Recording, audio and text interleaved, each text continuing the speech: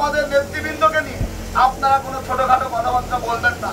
আমরা বিনয়ের সাথে অনুরোধ করে বলছি, নইলে আগামী দিনে যেন আমাদের আপনাদের বিপক্ষে রাজপথে নামতে না হয়।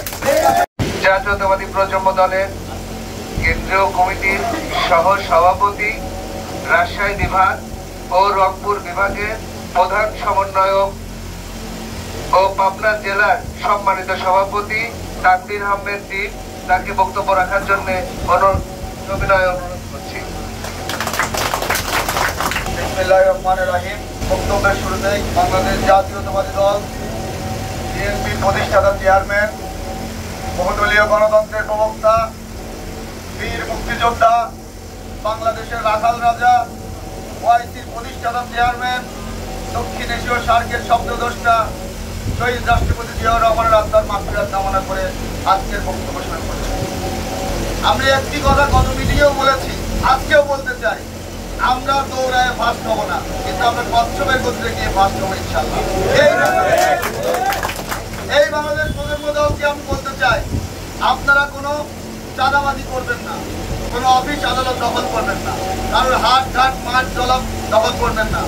আপনারা বাংলাদেশ জাতীয়তাবাদী দল প্রজন্ম দল খেয়াল রাখবেন, বাংলাদেশ জাতীয়তাবাদী দল বিএনপির প্রতিষ্ঠাতা চেয়ারম্যান শহীদ রাষ্ট্রপতি জিয়াউর রহমানের 19 দফা, আমাদের দেশনায়ক জনাব তারেক রহমানের 12 দফা, দুটাকে মিলে একত্রিত করে উনি 31 দফা আপনাদের মাঝে উপস্থাপন করেছেন।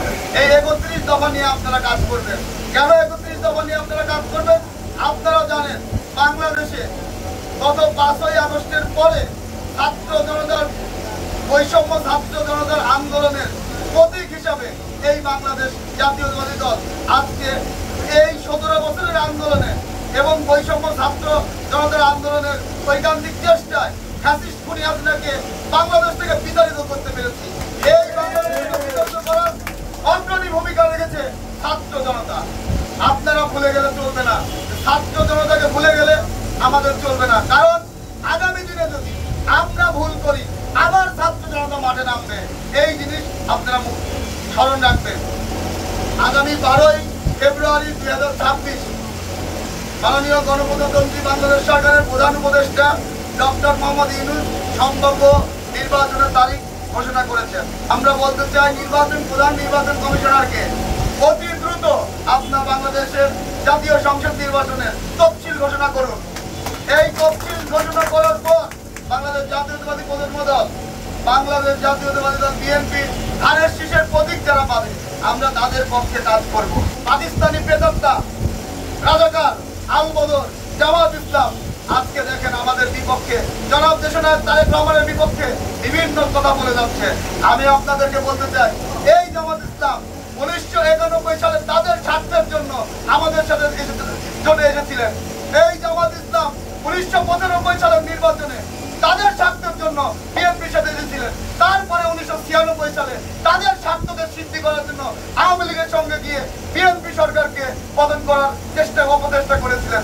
এই জামাত ইসলাম আমাদের সাথে 2001 সালে জোটে এসেছিলেন, জোটে এসে আবার আমাদের সঙ্গে ছিলেন।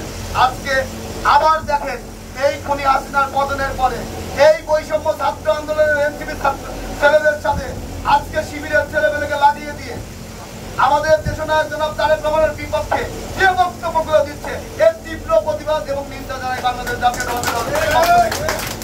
আগামী দিনে আমরা চাই ধর্ম ব্যবসায়ী মাথায় টুপি দাড়ি রেখে ধর্ম ব্যবসায়ী জামাতের হাত থেকে এই বাংলাদেশকে, যেমন হাসিনার হাত থেকে বাংলাদেশকে রক্ষা করেছি, এই ধর্ম ব্যবসায়ী জামাতের হাত থেকেও আমরা বাংলাদেশ জাতীয়তাবাদী দল বিএনপিকে রক্ষা করবো, দেশের মানুষকে রক্ষা করবো।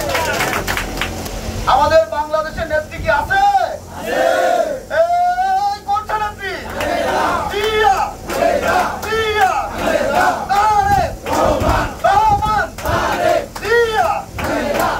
এই এনসিপি ছেলেদেরকে আমি উদ্দেশ্য করে বলতে চাই, আপনারা ছোট মানুষ, আপনারা সবাই এই দেশে ফ্যাসিস্ট খুনি হাসিনার পতনের জন্য আন্দোলন সংগ্রামে আমাদের সাথে ছিলেন, আমরা আপনাদের ছিলাম। তো আমাদের নেতৃবৃন্দকে নিয়ে আপনারা কোনো ছোটখাটো কথাবার্তা বলবেন না। আমরা বিনয়ের সাথে অনুরোধ করে বলছি, নইলে আগামী দিনে যেন আমাদের আপনাদের বিপক্ষে রাজপথে নামতে না হয়। আমি আমার সংক্ষিপ্ত বক্তব্য এইখানে শেষ করছি। আল্লাহ হাফেজ। বাংলাদেশ জিন্দাবাদ, বাংলাদেশ জাতীয়তাবাদী দল বিএনপি জিন্দাবাদ, বাংলাদেশ জাতীয়তাবাদী প্রজন্ম দল জিন্দাবাদ, শহীদ জিয়া অমর হোক, খালেদা জিয়া জিন্দাবাদ, তারুণ্যের অহংকার জনাব তারেক রহমান জিন্দাবাদ, জিন্দাবাদ, জিন্দাবাদ।